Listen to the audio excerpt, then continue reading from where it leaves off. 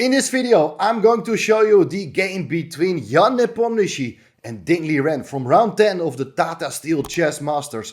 It's an absolutely fantastic game with an original concept in one of the oldest openings. You don't want to miss it. Well, we all remember this fascinating epic match they had last year, which was won in the tiebreak by Ding. So Jan Nepomniachtchi is looking to take revenge for that painful defeat. But is he able to do that? Well, we are going to see it in this video. But I'm asking you to subscribe to the channel and make sure that we get more than 4,000 subscribers as soon as possible. I really appreciate all the support. I'm going to show you all the ins and outs of this game, as I had a lot of fun discussing the game with the Dutch audience at the venue. I had a very close look at this game. I'm going to show you all the details. Let's have a look. Because we get to see the Ruy Lopez, the Spanish opening again. And that's exactly the opening variation which Nepo played in that match. He's a big expert, of course, on these lines. And the first 8 moves is just a repetition of what they had played before. White goes for the setup with the move d3 to protect the pawn on e4. And after b5, the bishop is kicked away to b3, d6, c3, castling kingside. And here, the first interesting moment of the game, because in that match, Jan played here the move h3, which is of course a very typical move, and he managed to win also some nice games with that move. But here, he wanted to drop a first small surprise by playing the move a4. It's not a big surprise because it's a standard idea in this opening. You're putting pressure against the pawn on b5. You're threatening to take it because the rook on a8 is unprotected, and therefore bishop d7 is played. The queen supports the rook on a8, and after ab5, white is not really making a lot of progress yet. So what is white going to do here? Well, black's plan actually in a lot of lines is to go for the move knight a5 to kick the bishop away and play the move c5. White anticipates that by dropping back with the bishop to a2. Well, in most cases, the bishop actually goes to c2 so that it overprotects the pawn on e4, and you can try to play the move d4 very soon. Bishop a2 is a strange move, but the bishop is doing pretty well on this diagonal. Very interesting idea. Black played here the move h6. White went for the move h3. Rook e8 is played. Now we understand that the pawn on h6, it covers the g5 square, so white is not able to play knight g5 and hit the pawn on f7 with the bishop and the knight. Here, the standard idea for white is rook e1. And then you're going to follow up with the move knight bd2, knight f1, knight g3. This has been seen in a lot of Ruy Lopez games in general. So here, now, the interesting thing is that Jan Nepomniachtchi instead places the bishop on e3. Looks like a normal developing move, but it's not doing that much here. But white has a totally different idea in mind. Let's see. Rook b8 played, knight bd2. Now the bishop goes back to f8. And what is white going to do? Is he trying to break in the center? No way, because then the rook on e8 and the knight on f6 are hitting the pawn on e4. But now the key move of the game comes. White played here the move g4. And this is something, if you're just starting the game, don't try this at home in one of your own games. It's a very risky move, but it also has a clear idea. Why it's risky? Because you're opening your own king's position. Why it's so fascinating? Well, white is planning to play the move g5 to hit the knight, and if you take, you want to take back with the knight, get access with your knight to this square to hit the pawn on f7.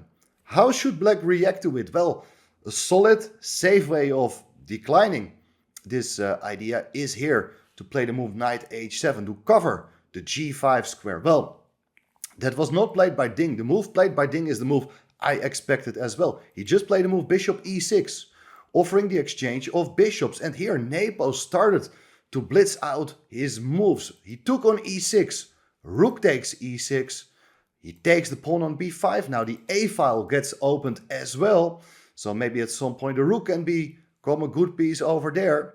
And now this bishop is no longer on a2, but white continues with the aforementioned plan anyway. He played here g5, hitting the knight.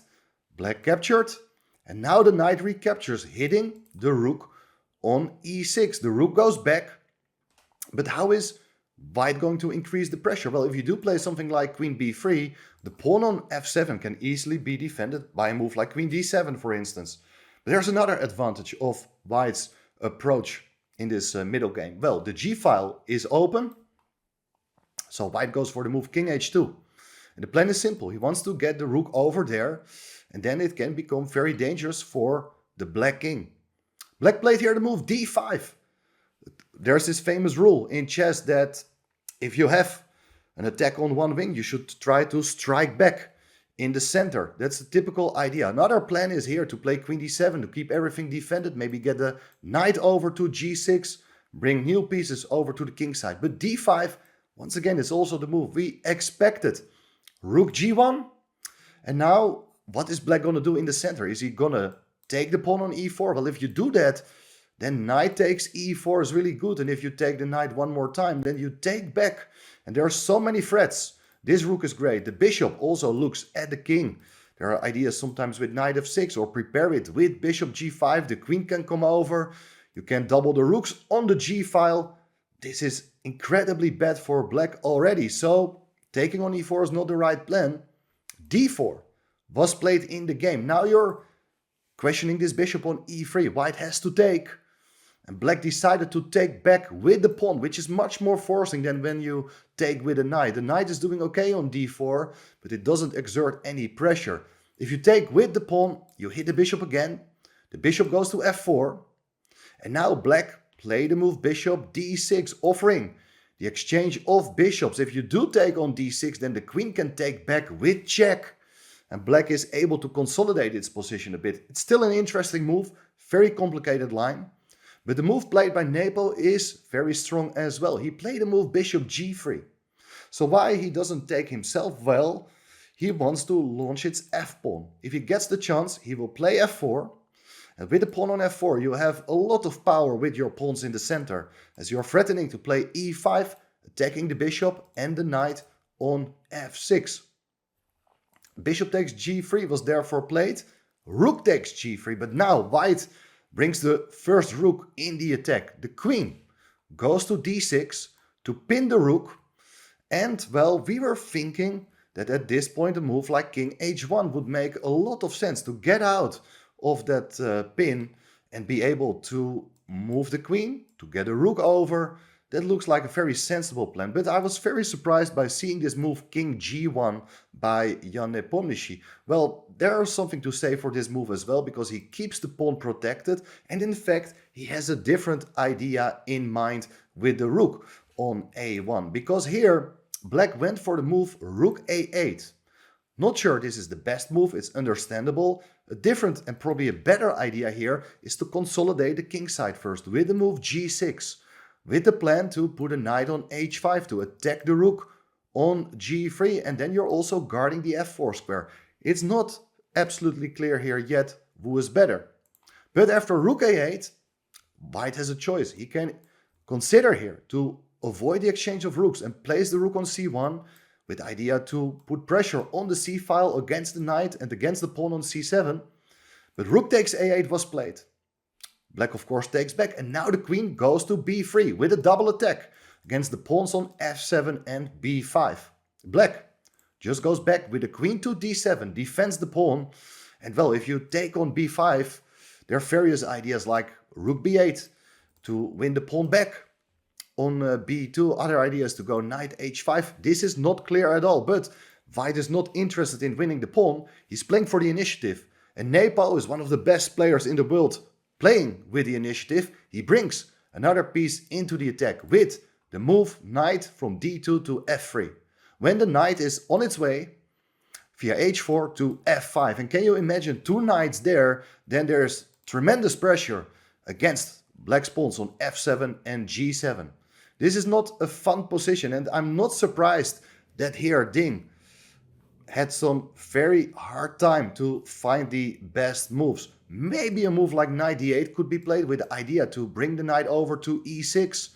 It's a passive move, but the move he played, rook b8, also doesn't look very nice. You don't really want to defend your pawn with your rook. It would have been nicer to stay on the open file. On a good day you can try to infiltrate into white's position. Now this rook is just defending the pawn. Here, I expected again the move knight h4 and continue with the plan, but the move played by Nepo is also very instructive. He played here the move queen c2. And this is a nice multi-purpose move. Well, probably we had just expected the queen to stay on b3 to maintain the pressure against the pawn on f7. Now, the queen also has ideas to come to c5 and become active along the fifth rank. Rook b6 played. The rook tries to find some employment along the sixth rank. And now e5, key move. You are hitting the knight on f6. This comes as a surprise because from a pawn structure point of view, it's not very nice. You do give away a square on d5. So I expected knight d5, which was not played in the game. But it's not a good move because now another point, and probably the main point of Nepo's plan, is that the queen comes to e2. The queen switches sides. And now from e2 it's on its way to e4 and enter on h7. Look at these pieces. They're all on the king side, whereas black's pieces, they are simply too far away to help out in defense. Understandably, Ding played here the move knight h5, attacking the rook on g3. The rook goes to g4, so the rook is safe. And what should be played here? Very difficult. It's impossible to activate a rook along the sixth rank, because if you do play knight d8 with the plan of knight e6, now the pawn on d4 is just hanging, can be taken by the rook with tempo. White is just a full pawn up with a great position. So that's not what you want to do as black. Well, what should be played is maybe a move like queen d5. Try to centralize the queen, making it harder for the white queen to infiltrate either via c5 or via the e4 square. I think that's the best practical move. But here Ding lost track. He played the move rook b8 back. Going back and forth, spending so much time with the same pieces, normally not what you should do. And now queen c5. Great idea. Rook d8. Protecting the pawn. 3 times attacked, 3 times defended. And there are so many tactical ideas here. With the queen on c5, you're eyeing this knight on h5. There are tactics with e6 already. Looks pretty strong. Nepo instead played the move knight e4, which is also very strong. One idea, let me show you, is that if you offer the exchange of queens, it's queen takes d5, rook takes d5, and now rook g5. You're hitting the knight on h5, which is trapped. If it goes to f4, it does allow the move knight f6. With a knight fork, the pawn on g7 is pinned, cannot capture the knight. Well, instead, if you play a move like g6, well, anyway, it's rook takes h5. You eliminate the defender, and then with knight f6, king g7, knight takes d5, white has a winning knight endgame because it's simply an extra piece. Well, difficult moments here for black. And what should he do? Not clear.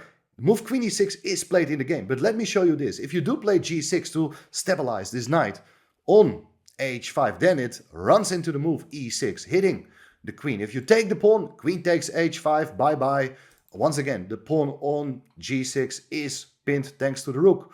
So, knight e4, queen e6 was played in the game, trying to stop this advance of white's e-pawn. And now rook h4. Once again, you're tickling this knight on h5. Doesn't have any good squares to go to. If you protect it with the move g6, it's knight fg5 with a lot of tactics. If the queen goes away, then you take on c6. If you offer the exchange of queens, you simply take. And it's the same tactical shot we have seen already, as you eliminate the knight on h5 and then win the rook on d5. Well, instead of g6, first rook d5 played, attacking the queen. Now the queen goes to a very nice square and you're getting attacked from different angles. So queen is now intending even to come to a8. What should be played here? For instance, if you take the pawn on e5, then it's queen a8 check and you're not able to interfere on the back rank. If you go king h7, you have a choice, take the knight. Or if you want, you can also just win the queen with one knight fork. Instead of taking the pawn, g6 was played, hoping to stabilize the situation a bit more. But now knight fg5 is the killer blow, attacking the queen, and the queen doesn't have a good square to go to. Because let's have a look at some of the ideas. If you take on e5, then it's queen a8 with check.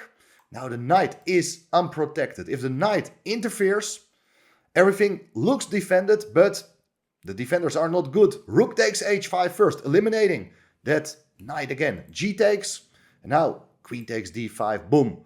Queen takes, knight f6 with a knight fork, and we have seen this exact motive already before. Queen takes pawn is not a good idea. If you go away with the queen, then it's queen a8 as well. And you cannot block with the knight on d8, because then the rook on d5 will be taken. If you block with the queen on c8, well, then your rook on d5 is no longer defended. So it's rook takes h5, pawn takes, knight f6. And here again, you win the rook on d5. Well, one final move I looked at is queen d7 to keep the rook defended, to be able to interfere on the back rank. But that runs into rook takes h5 once again. G takes h5, knight f6. This time you're not going to take the rook on d5, but with this knight fork, you're winning the queen. So after knight fg5, black resigned. Absolutely amazing game. 36 moves. Nepo takes revenge for his painful loss in that match. I hope for him it's a sort of a consolation, but definitely he would have preferred to win that match. Anyway, let me know in the comments what you think of this game. Once again, please help me to get 4,000 subscribers and much more, of course. And very soon, much more coverage of this exciting Tata Steel Chess Masters tournament.